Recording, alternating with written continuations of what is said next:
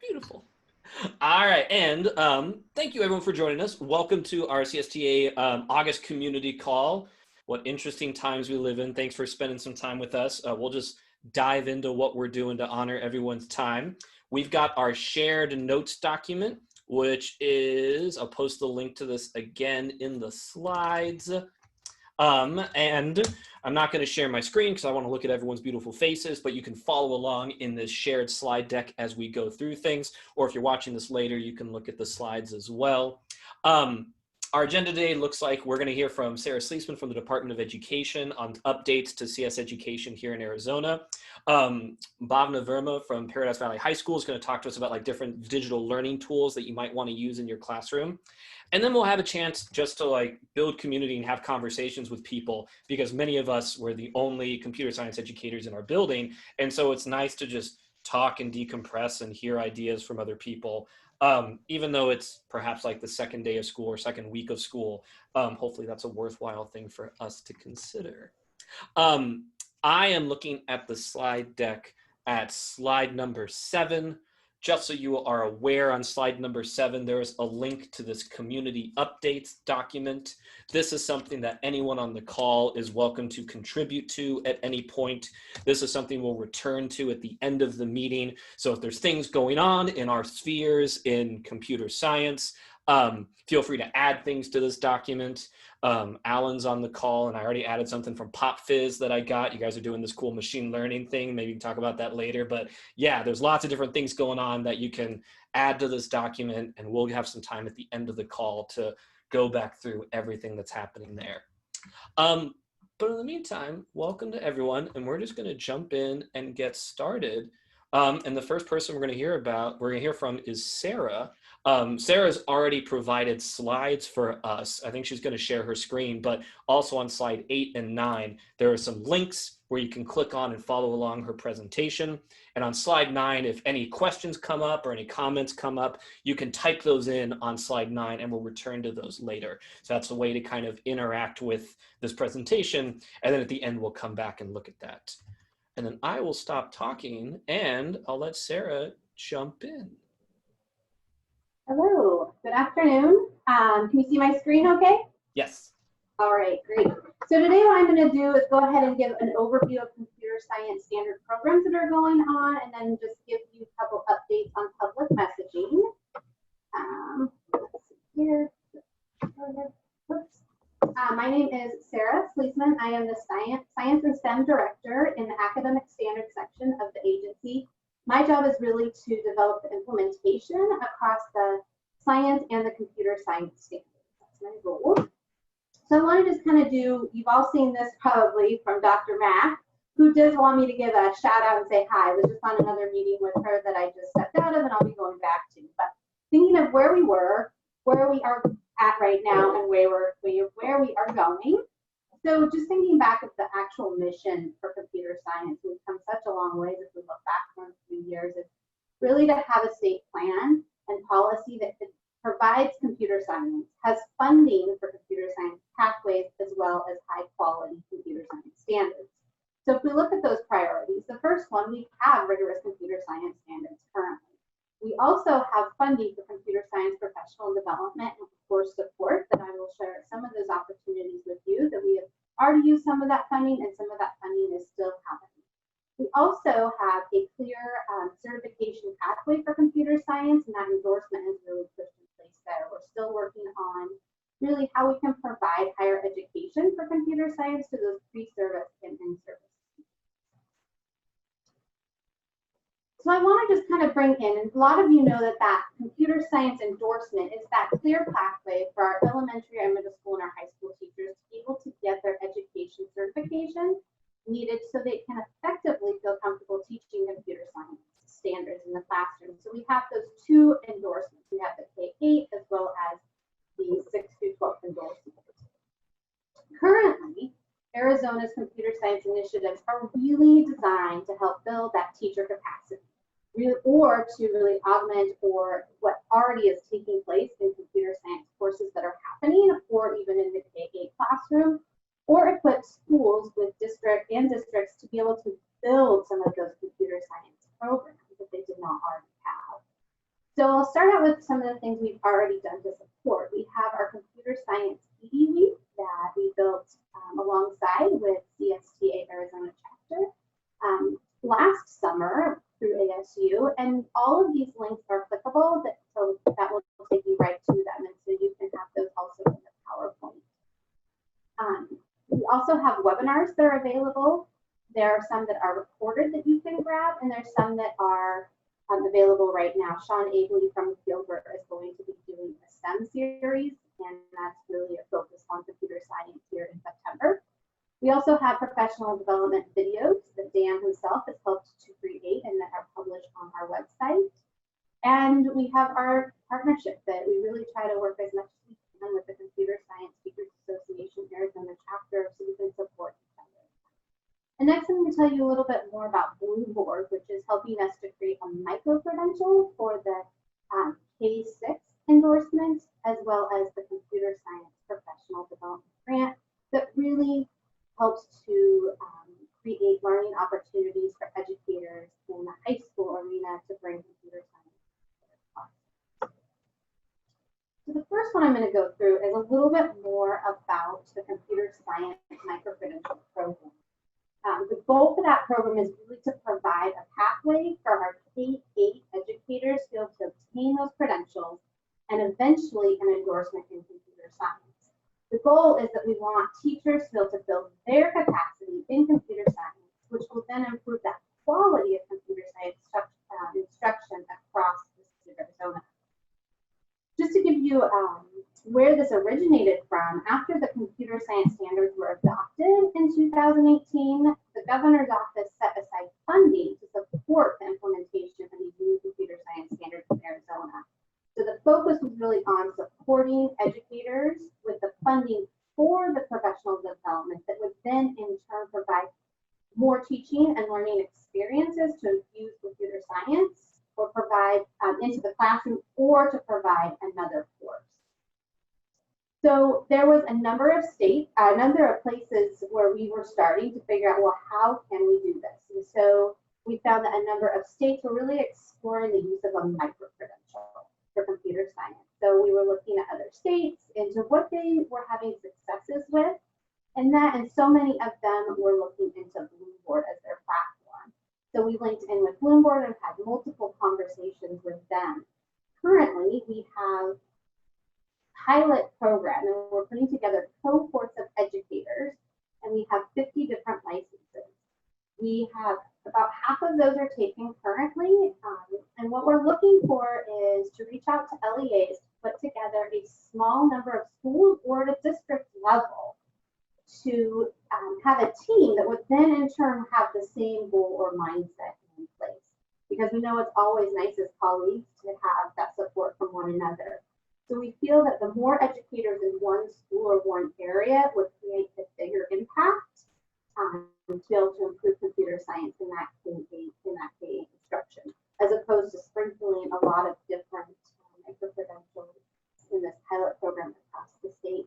So that is one of the projects I am currently overseeing, and if that's something that really speaks to you and you think you would have a nice little team that would be either at your school or across your district, please, I'll have my email at the end. Please reach out to me and let's try to talk about what that might look like, and I can help to support you and show you what we put together with Blueboard if that is something you are interested in. The other one that we do is to support is for the 6th through 8th grade endorsement, and this one is for the high school area. And I want to just clear up any misconceptions that might have ever taken place, because at one time legislatively this had changed. This was originally for if a school did not have any computer science instruction, and that is no longer the case. It is for high school schools that provide instruction and that they want to in turn have a new computer science course. So maybe you have Java already at your site, but you want to do more with Python or another avenue that you want to go through. This you are to be granted up to $25,000 for that school that would then in turn in 2 years create a course for students to be able to take. If you ever go onto our standards website, you will always see these quick links on the right-hand side, and the Computer Science PD Program Fund funding is at the bottom, and I also provided it in the PowerPoint right here. So is there any questions about either of those, or should I just keep going and do questions at the end? Why don't we pause for a minute about these two? Because like I know the flavor of this changes in a second. Any questions about any of the pieces so far? Yeah, see the chat because I'm in presentation mode. So Dan, if you can share the chat if there are questions, that'd be great. There are no questions in the chat. I've been sharing resources. So I think we're good. I think we keep going. All right, so one of the things that we're currently doing to move forward is I want to share with you a little bit about what Superintendent Hoffman is putting together. So currently she has put together a Arizona Department of Education Technology Task Force, and that is also led by Dr. Mack and supported by the project director, Sophia Mayberry. And this group consists of a lot of community partners across the state who really want to help to support in the variety of technologies that our schools have and that our students have. And so the group is really looking to find innovative solutions to try to address this extreme digital divide that we have across Arizona, especially as it's exacerbated for the need for distance learning. So the group is trying to explore and strengthen the public and the private partnerships, because we've had a lot of different partners want to come in, and they've spoken out to Superintendent Hoffman and they want to help support. So she's really created this team. Another thing is that in this team, in the very first one, we really want to support educational technology standards as well as the computer science standards. And in this press release below, you can, it's a link to be able to see everybody that's actually on that team, and you'll see a lot of different superintendents in there. You'll see everything from Google to Verizon. There's a lot of different players in that room, and that was the meeting I was just in that I left that I'll be going back to, and where Janice said hello. One of the things that we started with is really talking about, well, what kind of technology do we want to showcase in Arizona? We want our students to be literate in. And those were addressing the educational technology standards and those computer science standards. So we spent some time talking about what the differences are and the similarities. And currently, we are really looking at different case studies in our different study sessions. And so we're looking at different states and these different studies to see what can we learn from them and what can we leverage to take some of that information and take it back to Arizona so we can have some actions and strategies, taking these partners, and so it can be results oriented. We've looked at Wyoming's digital strategies. We've looked at Michigan and the College Board regarding their technology training program. And today they're actually going back into that. And then we've also looked at Utah and how they have also approached the digital divide. So the last piece of this I just wanted to give to you, so you had, sometimes it's where is all the information that's coming out, whether it's coming from the Department of Education or coming out from the governor's office. So these are just a couple of slides for you if you would like to go through and look at them. You can. This is about the dashboard and the benchmarks for schools. These are a variety of different public documents that have come out to help address different things, whether it's the bottom, the social emotional learning, or what are some of those questions regarding exceptional student services, looking for some of those hot topics. So a lot of these different things address that.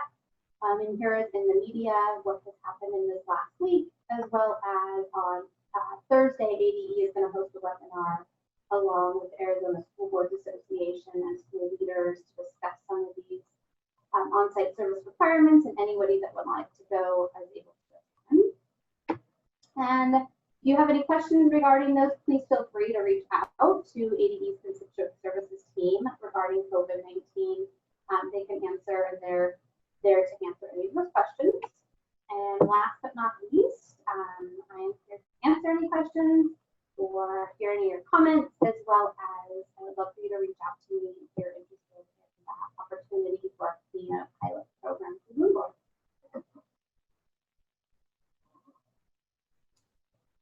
Awesome. Thanks, Sarah. If there are other questions about any of those pieces, although transparently, like a big part of this part of the presentation was meant to be for like investigating further. But I will pause. I think Jesse has a question. Jesse, if you wanted to unmute and jump in. Hi, thanks. Can you hear me? Yeah. Yes. All right. Thanks, Sarah, for the information. My question is about the pilot. The pilot is only on a limited scale, and it's for or for one person or for a group of teachers at a school site, or is it in a district? So what we're looking for at the pilot program to have the cohort of educators, and it doesn't have to be in one school, it could be across the district. So I have been working with leaders, I've been working with superintendents or curriculum overseers basically that I come to, and that they will give me their educators that would like to be part of that. Our goal is to make a stronger impact across one area. So we're looking at, and there's not a magic number, but the magic number to me is 5. If you had 4, that's what you could bring to the table, or if you had 14 to bring to the table. We're looking at a bigger area that could make a bigger impact. So it's really like a cohort of educators. So Jesse, if you were working and you had like 3 or 4 other teachers that you worked with, whether they were at your site or another site within your district, and you guys were going through this micro-credential piece together, that would be what we're looking for. Okay, thanks. And if you have any more questions, please feel free to just email me. We can have a private conversation to see if it fits the needs of your area or where you're at, but it really is for that paid. And just to add, Sarah, you shared with me when we were chatting earlier that like you did a presentation like this at one of our other meetings, and a teacher emailed you afterwards, and then just through email you were able to coordinate everything. So if anyone on the call is kind of interested in that, it feels like it's kind of very transparent with Sarah, which is awesome. Is that a fair statement? Yeah, that is a fair statement, and we have moved in. My deputy associate superintendent has been working alongside myself and a slide with Bloom board to really create this. And we have an online recorded little chunk that you could like kind of look at to see, is this where we're at? Is this something we would want to do? That really explains a little bit more about the competencies of the micro-credential program and what that would look like, and if that's something that interests you. Thank you. We've also got some questions in the chat about the CSPD grant. I know we have another meeting to get back to, so real quick, I want to clarify 2 things. So first of all, that CSPD fund, those grants, it's only for 9-12, right? Right, which is like an unfortunate restriction, but it is what it is. And so it's the grant takes a while to get approved.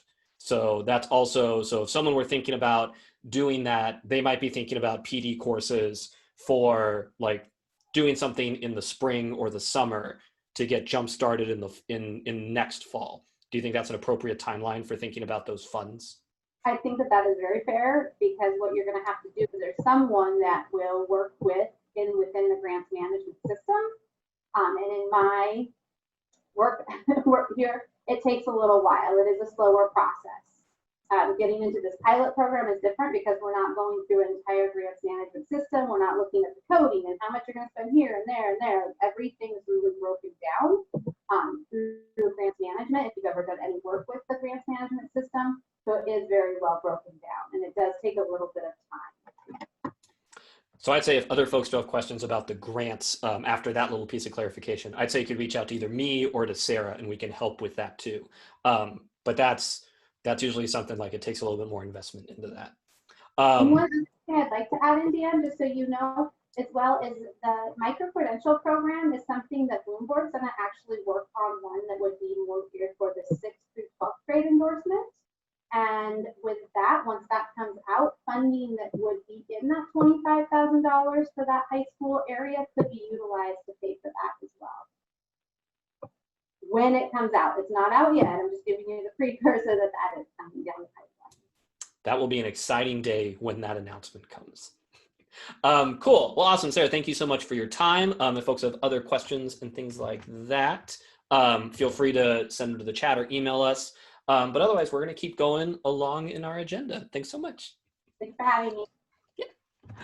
So we are in our shared slide deck. We have some notes that got taken on slide 9. And now we're jumping down to slide 10. In our new virtual world, we're going to have a chance to take a look at some digital learning tools that might be more successful for us to use in our classroom. And so on slide 11, there's also a link to the slides that we're about to look at, and there's a place to type in questions or additional notes. And with that said, I'm going to stop talking and let Bhavna take over. All right. Hey, everyone. Let me quickly share my screen and then we can start.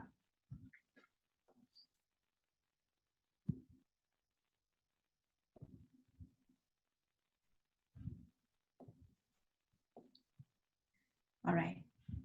So first of all, good evening, everyone. This is my first time speaking at the community call, and thank you so much for giving me that opportunity.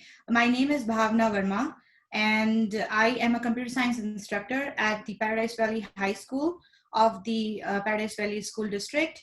And I am a computer science engineer, and I bring industry perspective with my experience to teaching, and I am enjoying every single day of it. So happy to be a part of such a big community of teachers, and any way I can help around. So before the school started, everybody was taking hundreds of classes, and I was like, I got it all figured out. I have been using technology since so many years. I'm not very old, but yeah. So, and comes day one and things started crashing, and technology was giving me such a hard time, like with the internet connectivity. And I realized, oh my God, how difficult it is going to be for everybody of my colleagues who have not dealt with technology a lot. So I started collating some digital tools that helping me around. So I'm sharing it with you all. There's a lot of tools. Do not worry. You do not need to use each and everything and overwhelm yourself or your students, but it's just a guide to help you with a couple of things that might make you more organized, productive, and take a step back. Remember, it takes a mountain, good internet connection, and a strong cup of coffee or a beverage of your choice. No judging. All right, so I'll just begin here. These are some websites and tools that I have with me that I have put in there. You will see that the whole slide has links to each and every of those links or tools, and it's a little bit of description about them. One of the biggest resources that I found online was the Common Sense Education. They have like beautiful tools, strategies, best practices, day one activities, digital citizenship lessons. So you can use any of their resources, which is all free, created for the teachers, not only computer science educators, but any K through 12 educators in the community. There is also EdTech resources tools. And again, it's home to all the digital resources, all your back to school activities, tutorials. You will find hundreds of templates, and there is step-by-step walkthroughs and explanations so that you can make the most of these technologies in your classroom.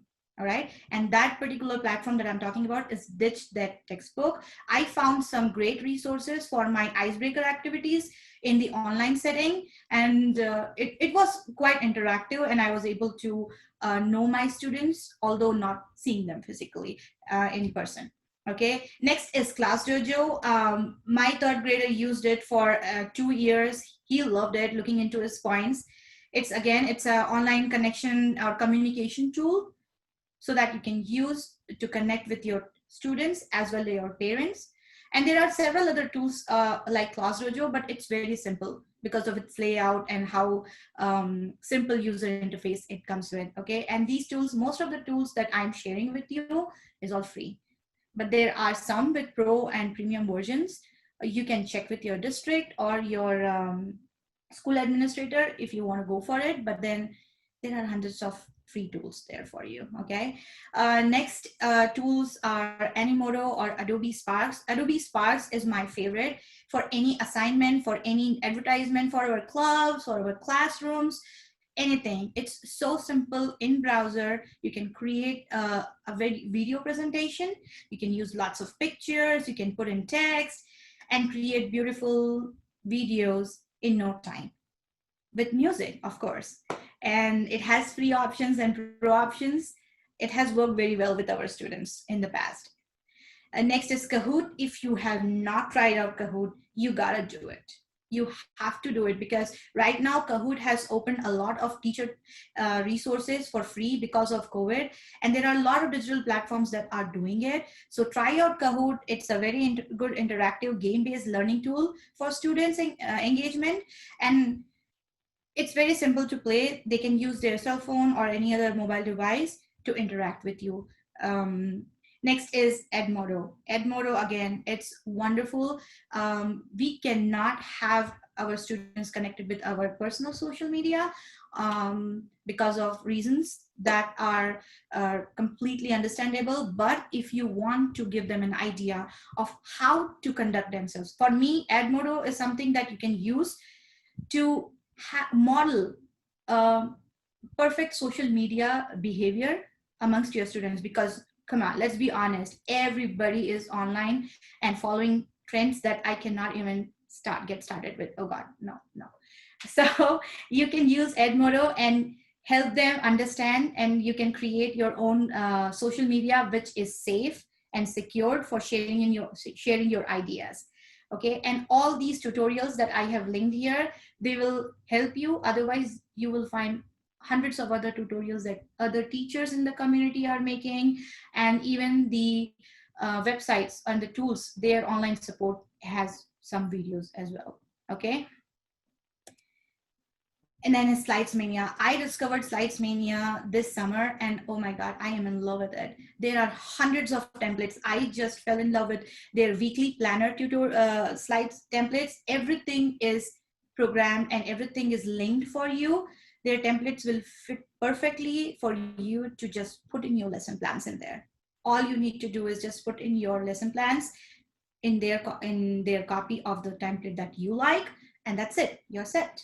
Just share it to your students, and it's like a digital board with the whole week planned out. Or you can have a monthly planner template, and you can have your entire month in your classroom with link to everybody. Okay, because sometimes it happens that I am facing it, that students are not able to connect because of connectivity issues, but I know that they can find out what we are currently working on because of this planners template that I have.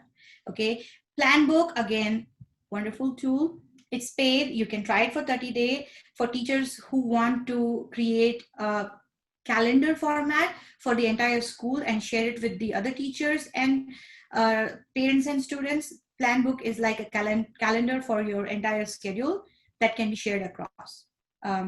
Quizlet or quizzes, this is a lifesaver for teachers, for students. There are hundreds and hundreds of already existing quizzes on any random topic, from computer science, programming, non-programming, science, any discipline of education you see, you will find Quizlet or a quizzes that is there for you, created already.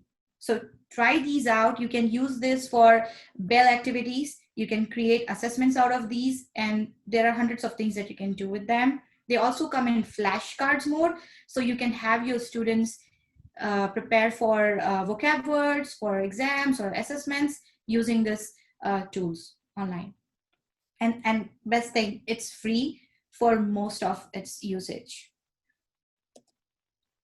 Remove background from images. Let's be honest, we need to create a lot of tools and images we need to use. There are images with background you don't want, or you want it to be transparent. Remove.bg is one of the most easy website that you can use. Okay, sorry about that. And all you need to do is just drag or drop an image and it will make it transparent. It helps me a lot in creating my lesson plans wherein I'm using images.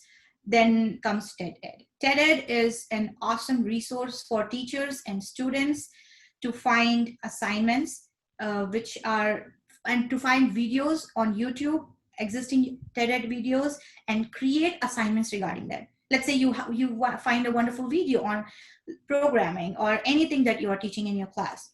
You want the students to watch that video, and you have questions around those videos that you want them to answer, think about. You can create assignments of that sort with TED-Ed. Okay, and there's a wonderful tutorial there for you to use. I'm sorry if I'm talking so fast. And then you have our app that is an online whiteboard. not everybody, not all teachers are able to put a big whiteboard in the background and write and show. And it's difficult, let's be honest, trying to write something on the board while trying to manage your computer screen and other students and the chat flooded with questions. I have found that our app is something like Jamboard, which is another wonderful tool from Google. And these tools will help you directly scribble, annotate, or write on your existing screen. And that will be live. You can have students collaborate, brainstorm, and interact. Okay.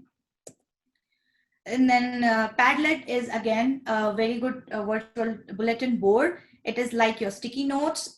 I use it for out of the door tickets and collecting temperature check for the classroom or any kind of quick feedback that I want. They can also share their links if they have created anything, their pictures of anything. So Padlet is a very good bulletin board that you can have with students interacting with each other. Jamboard is another. Jamboard is like our app, but it's a part of Google Suite, so you can use it for using as a whiteboard. Canva is wonderful. I have big posters in my class that I put in my classroom rules, some quirky and funny classroom expectations, and all I have designed them using Canva. It's a free tool for most of it, and you can create posters from their existing templates. And like I made one on digital citizenship last year and it was wonderful. So that's Canva for you. Coursera. If you have not tried Coursera or edX, go ahead and try it out. For teachers, there are hundreds of tutorials and courses from multiple universities across the world. And most of their courses are right now free because of COVID situation. So this is a good opportunity to check out their courses. Pear Deck. This is the trend of the year, apart from Bitmoji command, let's be honest. Pear Deck is something that is going to give you a feeling of in-class interaction with your students. With this, you can create presentations and have students answer questions on your presentation and show them live results or responses. So Pear Deck is a very good tool for that. Flipgrid, I have not used it till now, but most of my colleagues, they love using Flipgrid. They have been using it from the time we went on digital learning platforms in March. And it is a very good way to have students record their experience or a blog or a small description of their projects, just how they have been working on their current assignments. So they can create short videos and share it. It's not TikTok, but you can make it better than that for your students. And then Jeopardy Labs, Remind, PDF to Doc. There are many more. Jared, Daniel, am I running out of time? How much more do we have? I haven't really been keeping track. Transparently, I've been arranging breakout rooms for the next thing we're going to do. So I've not been keeping track of time. I'm sorry. Okay, no problem. So again, there are lots of tools that you can use. That's why I have put in the purpose so that you know exactly what it is used for. You can explore and you can find more resources around it. Okay, so Remind is something that we use for connecting with our students. And it's not something that you have your phone numbers, but again, it's an anonymous messaging tool that you can use. It's secure. And then PDF to Doc. It's a lifesaver for teachers who always had their assignments or their worksheets in PDF format printed, and they want to scan it and then use it in their classrooms now for digital, like a document so that students can type in. PDF to Doc is going to help you with that. So it will take any PDF or an image format file, and it will connect into a doc, text, JPEG, PNG, any formats. There are like lots of options in there. Very simple website. So why don't we do this for like the next part? So hopefully folks have had a chance to like look at this document and look through things. Yes. What if we pause, and if any teachers have had any questions about any of the parts coming up, maybe we can surface those. So Yes. if you've noticed anything coming up in like the Chrome extensions or in the tool, you can either put in the chat of like something that we can focus on, or you can surface that. But otherwise, like, this is an amazing table. This is so cool. And a lot of the things you said, I've also recently discovered, like Flipgrid was something I hadn't known about until like we went virtual. And now it's like, great, like that's super cool. So I'll stop talking if anyone has any questions about any of the ones coming up.